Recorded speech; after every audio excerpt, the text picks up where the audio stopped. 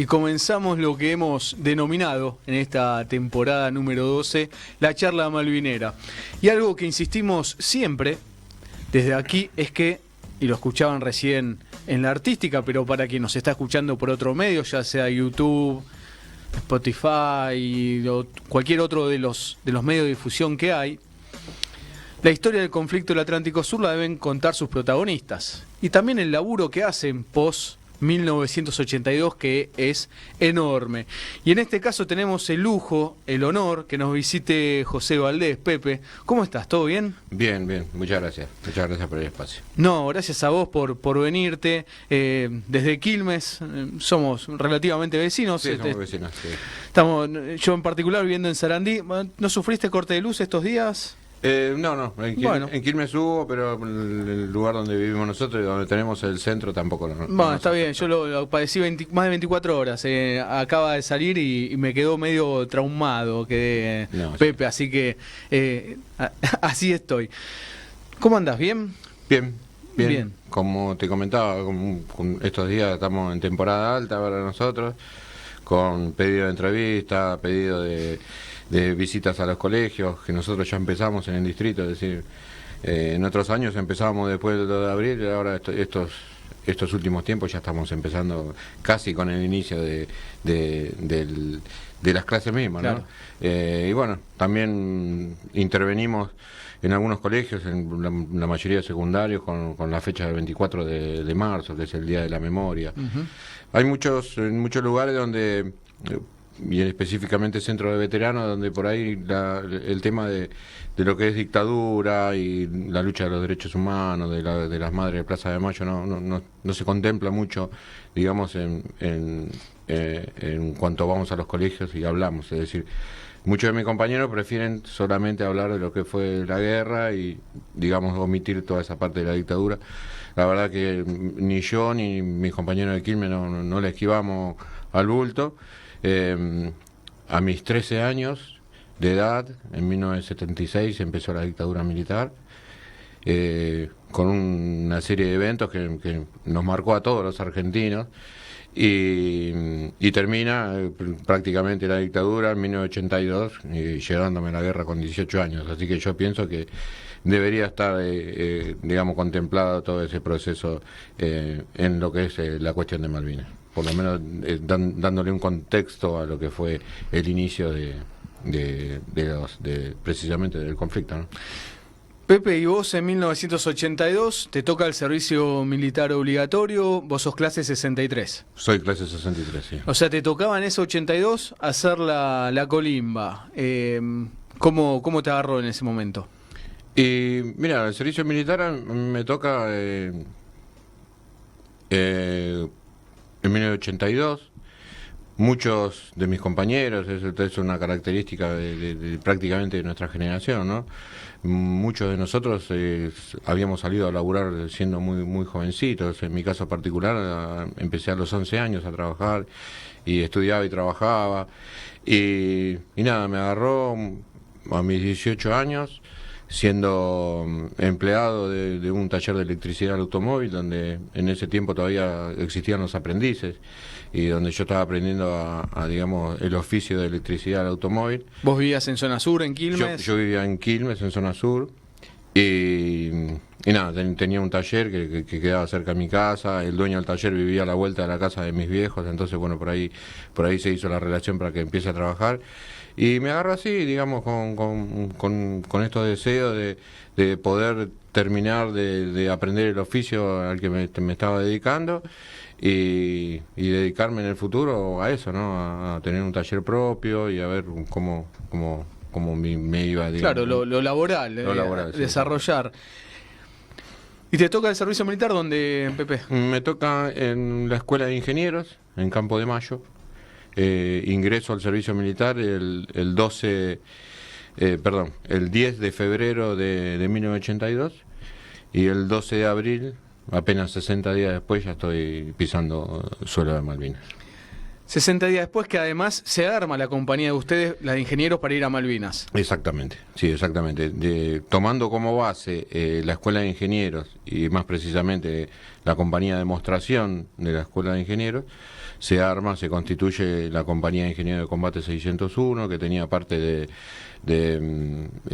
estaba Vialidad Nacional en esa época, teníamos un par de profesionales. Yo siempre me acuerdo en mi memoria el ingeniero Cafuri, que era el responsable del área esa, con motoristas, después con ingenieros de agua y bueno, con varios elementos, se constituye la compañía de ingenieros 601 y bueno, con la que llegamos a Malvinas precisamente el 12 de abril.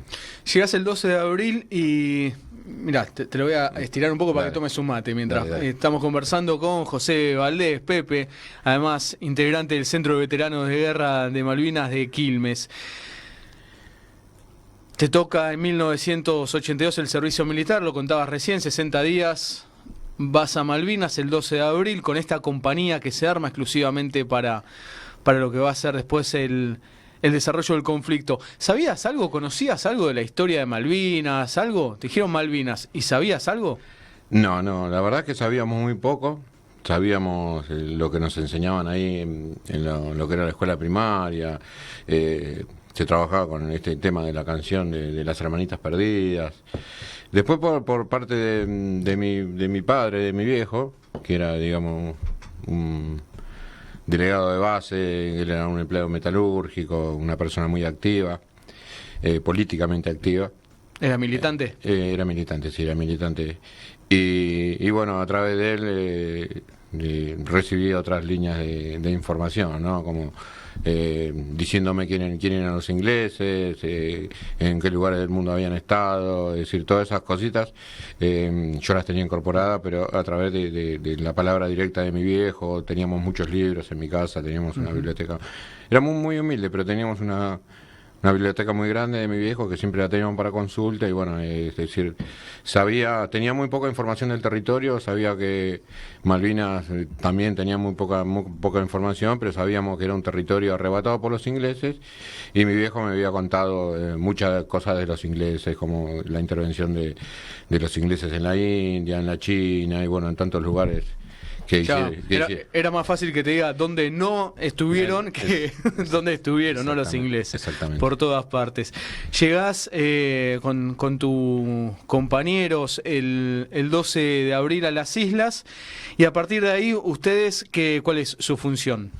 Nuestra función, básicamente, nosotros somos una unidad militar de apoyo. Nosotros no éramos los soldados que íbamos a estar, los cuerpos de infantería que iban a estar, digamos, en primera línea, sino que funcionábamos de apoyo a los compañeros que estaban en primera línea. La tarea primordial que hicimos fue el desarrollo de los campos minados, el armar los campos minados, precisamente al frente de las tropas argentinas, por donde esperábamos el ataque de los ingleses. Y en eso estuvimos todo el primer mes, hasta pasado el 1 de mayo, inclusive hasta mediados de mayo, se estuvimos armando campos minados. Que sobre todo eran ahí cercanos a Puerto Argentino. Eran por todos lados. Minamos, sí, casi todas las playas que rodeaban para el norte y para el sur Puerto Argentino. Todas esas playas las minamos nosotros. Pero también tuvimos que ir a otros lugares. Es decir, tenemos compañeros que participaron, un grupo de soldados de la compañía de ingenieros de combate 601 participó en la defensa de lo que fue Ganso Verde y Darwin. Y bueno, estuvimos desplegados por varios lugares. Quien habla es el combatiente de Malvinas José Valdés, en 1982 soldado de la compañía Comandos 600, compañía de ingenieros 601. Pepe, recién explicabas que ponías minas, ¿no? Y quizás, bueno, estamos ahí poniendo minas. ¿Cómo era poner una mina? ¿Qué conocimiento tenías? Sí. Básicamente, bueno, ahí tenemos que hacer una aclaración, ¿no?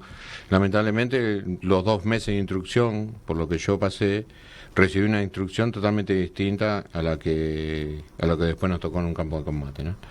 Nosotros recibimos instrucción para ejercer lo que se llama combate en localidades, un combate en una ciudad, cómo descolgarte con una soga de un techo, cómo patear una puerta, cómo meter una granada por una ventana, y bueno, todas esas cuestiones que tenían que ver con el combate de casa a casa. Claro, el combate urbano. Un combate urbano, exactamente. Y nos tocó un combate de campo traviesa, es decir, totalmente distinto, nada que ver, pero bueno, cosas que tuvimos que aprender. Y con la misión específica que era la nuestra, que era el armado de los campos minados, solamente una noche anterior a irnos, hicimos una práctica nocturna de armado de un campo minado, con unas minas de madera que simulaban ser minas, y esa fue la única preparación que tuvimos. Lo demás lo tuvimos que aprender ahí en el campo de batalla. Con la munición real. Sí, ya con el explosivo activo, ya es otra cosa. ¿Y cómo era? ¿Ustedes los soldados hacían el pozo, después venía un cuadro, es decir, un suboficial? Sí, un suboficial. Lo que hacíamos nosotros, que esto, bueno, siempre lo hablábamos entre los muchachos, entre los ingenieros de combate. Nosotros, por suerte, teníamos una tarea, si también era una cuestión de una tarea bastante riesgosa. Nosotros teníamos una tarea para hacer día a día y que la cumplíamos. Y cuando volvíamos a la noche sentíamos un poco la satisfacción de la tarea cumplida, precisamente, claro. ¿No? Al otro día teníamos otra tarea y al otro día teníamos otra, pero nosotros era como que íbamos cumpliendo algunas cosas. Cuando llegamos al lugar especificado para hacer el campo minado y se determinaba la posición de las minas, había soldados encargados de hacer los pocitos. Utilizamos una mina que en ese tiempo era novedosa, de última generación, que es la mina antipersonal. Hoy la mina antipersonal está prohibida en su utilización en todo el mundo, que es una mina muy pequeña, que tiene el tamaño de la palma de una mano, tiene una carcasa de plástico, es toda una carcasa de plástico, y en su interior tiene un explosivo de TNT, pero en realidad es una carga hueca. Lo que hace la carga hueca, es decir, lo que hace en realidad es que es la carcasa de plástico y el explosivo adentro sin ningún componente metálico, lo que hace que no se pueda detectar con detectores de metal. Y la carga hueca lo que hace es, en lugar de explotar, implota, generando un vacío, y bueno, ese vacío es el que hace el daño a los contendientes, ¿no? Pero bueno, esta característica que tiene, que es muy difícil de ubicar, de identificarse y de removerlas, ¿no? Nosotros las enterramos a las minas, le sacamos la parte de arriba que tiene como una tapita con un seguro, y después venía, a continuación del trabajo que hacíamos nosotros, venía un suboficial con el detonador. Que el detonador tiene así como si fuera un dedo meñique, claro. Es largo así 3-4 centímetros, donde se activa, se pone, y bueno, y ahí ya queda, se vuelve a colocar la tapita y ahí ya queda la mina activa. Lista para explotar con una presión superior a 3 kilos y medio. Ya si uno hace una presión superior a esa, ya detona. Claro, y a ustedes, por ejemplo, le daban, bueno, tienen que minar tal sector, voy a dar un ejemplo, sí, frente de Monte London, sí. Van a ese sector, se desplegaban los soldados, iban avanzando, hacían el pozo, y después venía el suboficial con cada una de las minas poniéndola, esta que describís. Exactamente. Pero activándola es... ¿La ponía y la activaba, o ustedes hacían el pozo, ponían la mina, después venía el suboficial y la activaba? Nosotros hacíamos el pozo, colocábamos la mina en su posición. Ah, la colocaban también. La colocábamos a la mina en posición, le sacamos la tapita, entonces el suboficial lo que hacía era venir, activar el detonador, claro. Colocarlo como lo tenía que colocar, y después nosotros teníamos que volver a taparla. Nos quedaba la alfombrita de tierra, el tepi ese que le decíamos nosotros, y bueno, con eso la tapábamos, y después teníamos que limpiar todo el lugar donde estaba para que no quede rastro de que es un campo minado. Y nos teníamos que llevar las cajas con las cajas vacías de las minas, y todo lo que haya quedado por ahí dando vueltas lo teníamos que llevar y traerlo de vuelta a nuestro cuartel. ¿Hay alguna de esas misiones de minado que por algo en particular la recuerdes un poco más? Sí, tengo una misión. Esto era adelante de Sapper Hills para el sur, para lo que es, digamos, las costas. Me acuerdo que fuimos muchos soldados ese día sí que fuimos mucha cantidad porque era muy amplia la extensión de territorio donde teníamos que hacer las minas. Creo que fue toda una compañía completa, mira, ahora me estoy acordando. Muchos soldados, fuimos muchos. Por lo general salíamos en secciones de 40, 50 soldados. O si era un campo minado más chiquitito, iba un grupo, iban 8 o 10. Yo me acuerdo que esta vez fuimos muchos. Terminamos de hacer todo el campo minado, ya era tarde, porque se extendió mucho el trabajo y también la caminata fue bastante larga hasta el lugar donde tuvimos que llegar. El trabajo se extendió porque bueno, era muchísima la cantidad que teníamos que poner, y cuando nos estamos retirando pasa hay manada de, no sé si se llama manada, tropilla de caballos salvajes. O que estaban en ese momento caballos sueltos. Caballos sueltos en el momento, no sé si eran salvajes, pero bueno. Claro, sí, estaban sueltos. Estaban sueltos, es decir, estaban libres porque, bueno, los ingleses, los habitantes también de Malvinas, había lugares donde, decir, los establecimientos, como le llaman ellos, que es una chacra o un campito que tienen en el interior de Malvinas, por ahí tenían animales y lo dejaron suelto como para que... Sí, pues total, miles de hectáreas de un solo dueño. De un solo dueño, para que el animal se pueda vivir, digamos, claro. Esas cosas. Y bueno, había unos cuantos caballos, creo que eran como 25 o 30, y pasaron corriendo sobre el campo minado. Nosotros nos asustamos porque pensamos, los quisimos parar, en un primero salimos corriendo como para pararlo, los caballos te pasan por al lado, no te paran. Y nada, pasaron corriendo por arriba de los campos minados y sin que se haya detonado ninguna mina. Y bueno, ahí nos quedó a nosotros que si habíamos hecho las cosas bien, habíamos hecho las cosas mal, si qué era lo que había pasado, ¿no? Y la verdad que nunca no hay respuesta. Nunca nos enteramos qué pasó. Los campos minados estaban activos, los campos minados funcionaban. No sé, habrá sido de alguna cuestión de que no era para ningún caballito ese día. Después nos tocó, para cerrarte un poco la anécdota, es que animales caían en los campos minados y nosotros teníamos que hacer esta cuestión de que los ingleses no detecten que hubiera un campo minado. Y entonces con unos ganchos y unas sogas enganchábamos, sea una vaca, sea una oveja, sea un caballo, lo enganchábamos y lo teníamos que sacar del campo minado.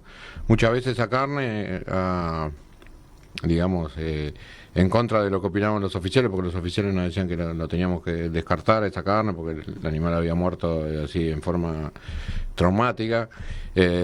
Muchas veces la carne terminó en la olla de la compañía de ingenieros 601 teniendo elemento cárnico, claro, alimento para la tropa. Para la tropa.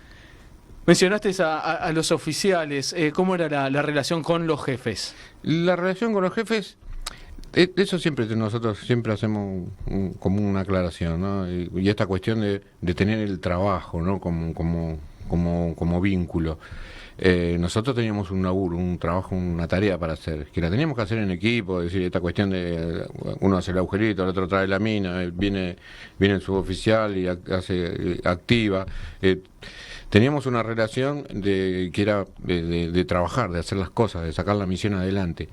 Y teníamos buena relación con los suboficiales y con los oficiales también. No teníamos mucho contacto con los oficiales porque estaban en la casa de comando, ¿no? Pero dentro de los grupos estaba el grupo de soldados y el suboficial a cargo. También el suboficial de ingeniero también es un suboficial distinto, digamos, un tipo preparado, que tiene una experticia, tiene una cuestión que tiene que ver precisamente con esto, con el manejo de explosivos, todas estas cuestiones que hace que por ahí la relación sea distinta, claro. entre soldados y suboficiales y oficiales. Claro, porque también la desmalvinización pone que todos los oficiales o todos los suboficiales eran malos y nunca es el caso. Por eso siempre hay que preguntarle a ustedes que eran los protagonistas, porque yo inclusive, si mal no recuerdo, tenías unas palabras para quien fue tu jefe de suboficial en Malvinas muy lindas. Digo... Sí, falleció hace poquitos días, hace menos de un mes, falleció quien fue mi jefe de grupo, el sargento Nespeca. Y la verdad que siempre siempre hablamos de esta cuestión, ¿no? Del poquito tiempo que teníamos nosotros de Sí, ser 60 soldados, días, claro. 60 días, ni siquiera sabemos salir el saludo uno. Y la vida de cuartel no la conocemos porque estábamos en periodo de instrucción y ni siquiera tuvimos la posibilidad de hacer la vida de cuartel. La vida de cuartel es vivir adentro del cuartel, hacer guardia, convivir con los suboficiales. Eso no nos pasó a nosotros. Y bueno, y con el sargento en Especa, la verdad que tuvimos una relación fantástica. Un militar que no nos trataba amigablemente, digamos, nos trataba como soldados. Yo fui un soldado para él. Claro. No era un amigo. Y nos trató como soldados, nos cuidó con la poca experiencia que teníamos nosotros, siempre procuró que nosotros tuviéramos comida, que fue una de las cosas que lamentablemente pasó en el campo de batalla, ¿no? La escasez de comida, por ahí la poca previsión, el no repartir raciones frías y un montón de cosas que, bueno, si no podés cocinar comida caliente, hay opciones para comer raciones frías, tampoco se hicieron, pero bueno, siempre tuvimos un especial cuidado de parte del sargento Nespeca con nosotros. Y bueno, eso trascendió la guerra y trascendió toda la amistad que tuvimos todos estos años, ¿no?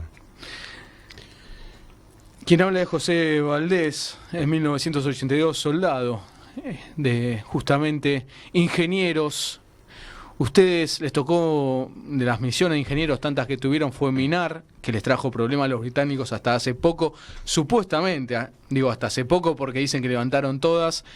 Hay dudas de que las hayan sacado todas esas minas. ¿Tuvieron otras misiones como la voladura del puente de Fitzroy? ¿Participaste? Sí, a mí me tocó ser participar, ser el primer grupo que estuvo en la voladura del puente de Fitzroy. No estuve para la voladura precisamente que se hizo el 2 de junio, pero nosotros llegamos a la zona el 28 de abril de 1982. Cuando llegamos, lo primero que hicimos fue poner los explosivos en todo a lo largo del puente. Era un puente de madera de 150 metros. Creo que le pusimos como 250 kilos de trotil en distintas cargas, que eran una bestialidad para lo que significaba el puente, ¿no? Y después nos tocó hacer guardia, digamos, ahí escondidos, mimetizados en el terreno, de que no nos detecten, porque estábamos a casi 45 kilómetros de nuestra primer línea. Estábamos en una misión de avanzada, un grupo de 8 soldados, 4 suboficiales y un oficial, donde nos tocó minar el puente y hacer la custodia por si había algún ataque de los ingleses. No, la verdad que las cosas que pasamos ahí son como para contarlas aparte, ¿no? Es decir, nos costó mucho el tema de estar solos, es decir, esta cuestión de estar a 45 kilómetros. Estar aislados de lo que era el pueblo, venían estando en el pueblo, hacían la misión, volvían a su base en el pueblo y acá ya no. Al pueblo y ahí ya no veíamos soldados en el mar y ya veíamos el movimiento de los buques ingleses. Fue una noche se nos perdió un compañero y nosotros pensamos que lo habían agarrado los comandos y bueno, imagínate lo que fue para nosotros soldados con apenas 18 años esperar el ataque del enemigo, ¿no? Y bueno, no, al final se había perdido, había ido a ver porque había muchos movimientos de civiles alrededor nuestro. Y había un inglés que pasaba con una moto y se quedaba mirándonos, ¿viste? Y entonces, bueno, un día pasó, el flaco se fue y nada, le dijeron a Latour, al soldado Latour, que el dragoneante, que lo vaya a seguir a ver hasta dónde iba. Bueno, él lo siguió al soldado, el señor estuvo en una cabaña, no sé, ahí en Malvinas, a unos kilómetros, pero bueno, lo agarró la noche, se desorientó, claro. Y bueno, lo que nos enseñan en el ejército es, bueno, cuando vos te desorientaste a la noche y si no tenés punto de referencia, nada, tenés que dormir y esperar que la luz del día, y con la luz del día te vas a para regresar, ubicar. Te vas a ubicar. Pepe, porque quiero también tratar todo el laburo que hacen en el Centro Veterano de Guerra de Quilmes, que es muy importante y está muy bueno lo que hacen allí. Ustedes viven todo esto que vas contando, tienen distintas misiones, varias misiones ahí los ingenieros, y llega el 14 de junio. ¿Cómo lo viviste vos ese día? Mal. Mal porque entre todas las tareas que hicimos, nuestra tarea era precisamente el armado de trincheras, el armado de la Santa Bárbara, ¿viste? Para alojar los explosivos, obstáculos con postes, con alambre de púa, el armado de trinchera, bueno, un montón de cosas. Y el 14 de junio, a primera hora de la mañana, eso de las 7 de la mañana, nos ordenan un repliegue ordenado, digamos, planificado. Nos teníamos que replegar, nosotros estamos muy cerquita a Moyurú, digamos, cuando estaba terminando lo que eran las últimas casitas del pueblo. Claro, para que no conoce, es cerca del pueblo, de Puerto Argentino, del pueblo. Claro, de Moyurú. del pueblo argentino, pero bueno, saliendo del pueblo argentino, claro. del pueblo de Puerto Argentino, casi llegando a, digamos, a lo que era el cuartel de los Roger Marines, el Moyurú. Nos ordenan un repliegue muy temprano, antes del amanecer, que teníamos que establecernos como una línea a la altura de lo que es el monolito, que hay un monolito ahí con un monumento, y me acuerdo que lo teníamos al lado.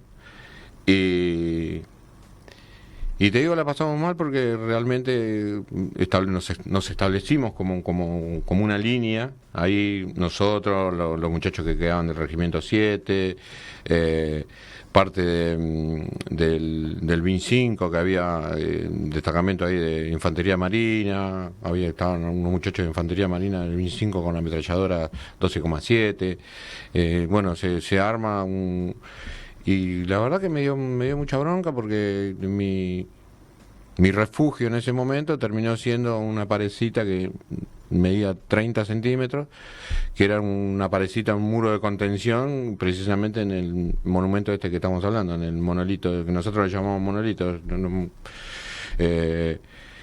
Y la verdad que soportar ahí todo el fuego de los ingleses, todo lo que fue el 14 durante la mañana, fue terrible porque no teníamos lugar donde no teníamos trincheras.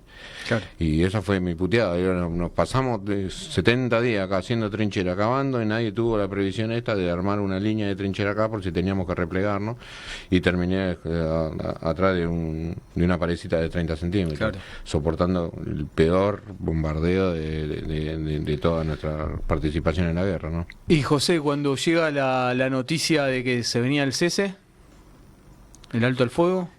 Y mal, la verdad que triste, muy triste.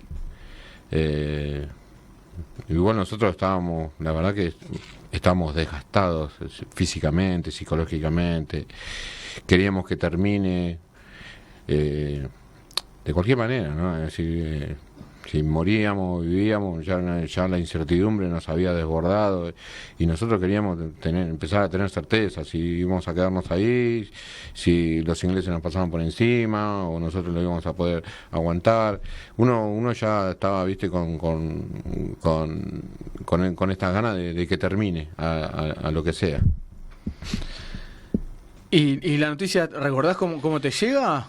Sí, nos reúnen a toda la compañía, después del repliegue este que te digo, que sí, nos quedamos ahí atrás del monolito y la parecita. A la altura del monolito y la parecita, cerca de las 10:30, 11, nos dan una orden de que nos repleguemos de esa posición. 10, 11 de la mañana. 10, 11 de la mañana, sí. 10, 11 de la mañana, momento en el que muere el único soldado, ingeniero que falleció en Malvinas, de la compañía falleció uno solo, por suerte. Y gracias a Dios fallece el soldado Daniel Ugalde con un mortero que era parte del fuego que estábamos recibiendo, también sin una posición donde resguardarse, atrás de una piedra. Y nos ordenan replegarnos, nos replegamos más adentro del pueblo, porque ya estábamos ahí prácticamente en el pueblo, a la altura del monolito, ya son las primeras casas, pero está el pueblo. Nos ordenan replegarnos casi cerca del muelle, ponen un galpón como punto de referencia para los ingenieros de combate, y bueno, ahí nos empezamos a contar, ¿no? Faltaba un grupo de compañeros que después lo fueron a buscar, lo trajimos, pero bueno, estábamos todos menos Daniel. Y ahí nos ordenan que descarguemos los fusiles, que iba a haber un cese al fuego, que íbamos a convivir ahí, íbamos a tener que recibir a los ingleses, cosa que nos pasó. Convivimos el 15 y el 16, convivimos en Puerto Argentino, nosotros armados y los ingleses armados, una cosa totalmente loca, ¿no? Pero bueno, pasó así. Y bueno, ahí en ese momento nos enteramos, nada. Para mí fue muy triste. Hubo compañeros que estaban contentos, que saltaban. Nada, siempre me acuerdo, ¿no? De lo mismo. Viene uno y me dice, no te pongas así, que volvemos para casa. Y yo le digo, pero partimos, loco. Y eso básicamente es fácil. Volver con la mano vacía, ¿no? Sentimos eso. Bueno, a lo largo del tiempo después lo pudimos resignificar. Claro. Quien habla de José Valdés, Pepe, ingeniero, soldado, en 1982. Pepe, este dolor del 14 de junio, porque después también la desmalvinización dijo tantas barbaridades de ustedes que también es importante que quien está escuchando sienta ese sentimiento que tienen ustedes sobre cómo vivieron el 14 de junio para que después no se digan estupideces. Y es importante conocer por eso la historia de ustedes. Te enterás de la triste noticia del cese, vuelven al continente. El regreso al barrio, ¿cómo fue? Y el regreso al barrio fue algo muy lindo, para mí fue muy... pude resignificar mucho lo que hice en Malvinas. Es decir, porque cuando volvíamos, bueno, éramos los responsables de la derrota.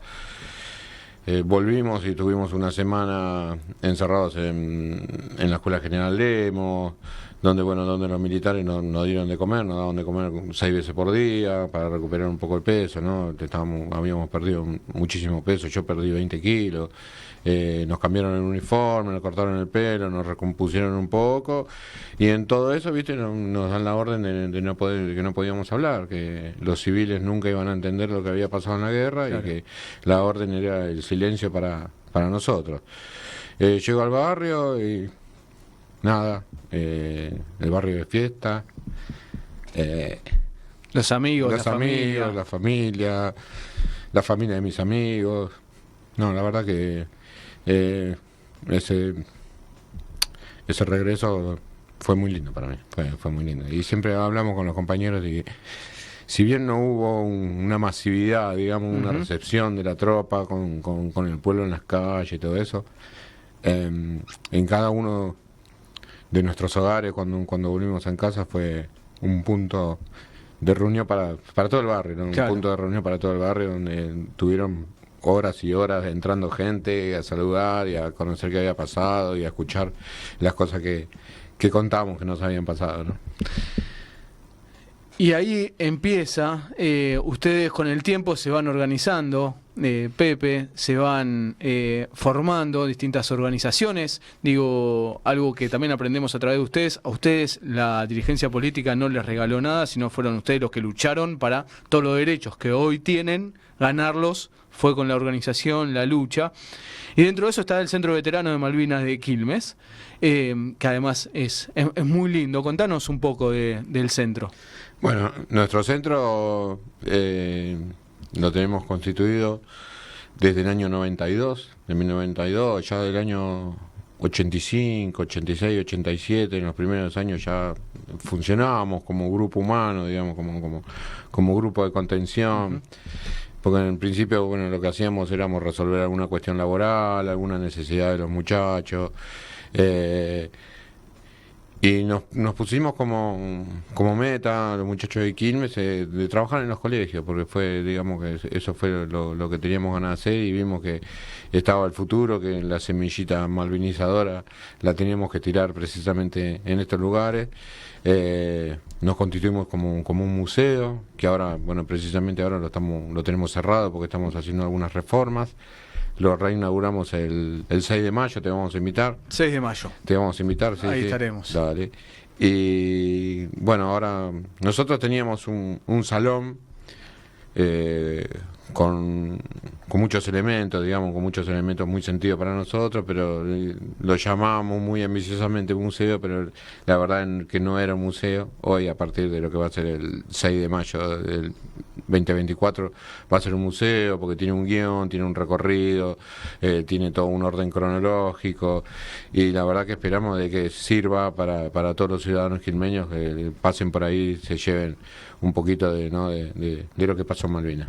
Que es muy importante porque justamente la causa de Malvinas la van tomando las nuevas generaciones, y que no pasen cuestiones que de repente alguien es admirador de Thatcher y nadie sabe de quién están hablando, ¿no? Por eso también es importante ese laburo de los museos y esas charlas. Sobre todo la desmalvinización también, lo uno, que los pone a ustedes en un lugar de... les bajan el precio, en un momento hiciste referencia. Es importante esa lucha cultural que ustedes dan, Pepe. Sí, para nosotros sí, es muy importante. Para nosotros es muy importante y sabemos de que existen los desmalvinizadores, como nosotros los llamamos, es decir, nosotros tuvimos que pelear contra esos desmalvinizadores, esta gente que quiere sacar de foco el tema de la discusión de Malvinas, que omite decir que es el conflicto territorial más grande del mundo en la actualidad, con sus 3.200.000 kilómetros cuadrados involucrados, que tenemos que escuchar o hacer lo que dicen estos habitantes que son nada más y nada menos que ciudadanos ingleses implantados en nuestro territorio, y que vengan a querer validar el tema de la autodeterminación. La autodeterminación. El derecho de los isleños. El derecho de los isleños. Y que esto que nosotros lo conocemos, Juan, esto nosotros lo conocemos desde hace tiempo, porque digamos es el discurso de la embajada inglesa, es decir, es el discurso de los ingleses al no poder sostener un enclave colonial que le está pidiendo la ONU desde los años 60, que le está pidiendo que nos pongamos a hablar. Ahora inventaron esto de la autodeterminación, de que ellos hay que hacerle caso a esos 1.000 y pico de habitantes que tienen ahí, que tenemos que respetar, y estos son argumentos ingleses, y escuchar a argentinos que vienen a revalidar eso con una cuestión humanística, ¿no? De que pobres tipos que están ahí, que viven ahí, que tienen su vida, que vienen de 3, 4 generaciones, y sí, ya desde el momento, desde la década del 60 a hoy. En la década del 60 la ONU pidió que nos sentemos a hablar y a discutir sobre el territorio. Obviamente pasó una generación más de isleños. Sí, claro. Y si seguimos así, van a seguir pasando las generaciones. Lo que no le da la autodeterminación y la propiedad. Aparte que no solamente es el territorio de las islas, porque... lo repetimos y no vamos a cansar de repetirlo, son 3.200.000 kilómetros cuadrados de territorios de islas y de mares, de los mares más ricos del mundo, y esa es una cosa que también en Quilmes lo incorporamos a nuestra charla de Malvinas, que está incorporado en el museo. Sí, el territorio está contemplado, con toda su fauna, con toda su flora, con todo lo que significa esa extensión de territorio tan grande. Cosa a la que llegamos nosotros, es decir, me acuerdo lo que fue todo un proceso también, ¿no? Es decir, las primeras charlas de Malvinas eran una catarsis, era llorar y contar cada uno lo que nos había pasado, y empezamos a tener la necesidad de dejar un mensaje, es decir, no era el mensaje, tuvimos hambre, tuvimos frío, los ingleses me hicieron esto, los ingleses me hicieron aquello. Nosotros, teniendo, digamos, la atención como la tenemos de los pibes de los colegios, de los primarios, los secundarios, le queríamos dejar algo esperanzador, otro mensaje, ¿no? Y ahí buscamos la vuelta, nos reunimos con profesores, con historiadores, y ahí buscamos que el motivo real de la ocupación de los ingleses es nuestro territorio, y por ahí se lo circunscribe a que un militar borracho de una dictadura nos mandó a la guerra, y y eso para nosotros es devaluar la historia de Malvinas. Es decir, nosotros estos tipos están ahí por toda esta cuestión de riquezas que tenemos, por el paso bicontinental, porque los buques de la actualidad, los buques de carga son tan grandes, tan gigantescos que ya no pasan por el canal de Panamá, sino que... Nada más que se está secando el canal de Panamá. Sí, aparte que tienen algunos problemitas, que por ahí los pueden arreglar, ¿no? Pero bueno, van a tener que hacer un canal nuevo para pasar por ahí, y con buques que son gigantescos. Y bueno, y ahora nos estamos enterando de que hay un plan, un proyecto de construcción de un superpuerto, Sí. Precisamente Malvinas, ¿no? Y bueno, lamentablemente pasan estas cosas. Y la proyección antártica que también hacen desde Malvinas, que incluye toda nuestra Antártida, los británicos, es lo que pretenden. ¿Volviste a Malvinas? No volví a Malvinas. ¿Volverías? Sí, me gustaría volver, sí. Pasando todo este tema tendría que, superar toda la cuestión esta de prisioneros de guerra. Me cuesta mucho ver a militares, no militares, bueno, en caso de policía, ¿no? Voy a una cancha, me cuesta ver esos ¿cómo se llaman? Dispositivos policiales con tanta gente, ¿no? La verdad que me cuesta mucho. Ir a Malvinas también significa eso, pero poniendo en una balanza todas las cosas que por ahí me gustaría hacer, nada, los ingleses lo soportaría un rato. Yo estuve el año pasado, tenía muchos prejuicios para ir, sobre todo el tema del pasaporte, era todo sí. Que no, y me convencieron para ir, y agradezco a las personas que me convencieron, porque me cambió muchísimo para hacer las entrevistas, para entender un montón de cuestiones, porque recién mencionabas lo de... que te cuesta esto cuando ves uniformado. Sí, la presencia militar. Exactamente. Bueno, se llega a una base militar que es imponente, Pepe. Eso es tremendo. Sí. Pero también para tomar dimensión lo traigo. Porque a veces, el otro día escuchaba a un periodista importante decir, bueno, Argentina no tiene hipótesis de conflicto. La pucha, que en Malvinas, ¿dónde lo metemos? Y esa enorme base militar que tiene la OTAN, ¿qué hacemos? ¿No? A 600 kilómetros de nuestras costas, una de las bases más grandes de la OTAN. Precisamente en estos días, el 28 terminaban, hoy el 28, ¿no? Me parece, ¿no? Sí, hoy 28. Bueno, hoy 28 terminaban creo que empezaron el 23, la semana pasada, las pruebas que estaban haciendo, los ejercicios militares que estaban haciendo los británicos frente a nuestras costas. Claro. Estamos a 600 kilómetros. Justamente en esta fecha, demostrando como una provocación, ¿no? De lo que es el 2 de abril, que recordamos a nuestros caídos y a nuestros soldados. Pepe, para cerrar, ¿qué es Malvinas para vos? Malvinas para mí, para Malvinas fue un antes y después en mi vida. Fue algo que me quitó muchas cosas. Lo primero que me quitó fue la sonrisa de la cara a los 18 años. Yo cuando volví de las islas sentía que era viejo, que era un viejo de 18 años, pero un viejo más, un viejo sin proyectos, un viejo que nada lo conmovía, un viejo que ni lo bueno ni lo malo lo podía tocar. Después de, resignificando nuestro paso por Malvinas, hoy Malvinas es un espacio muy grande de mi vida. Es algo que rechacé en algún momento y que hoy estoy abrazando.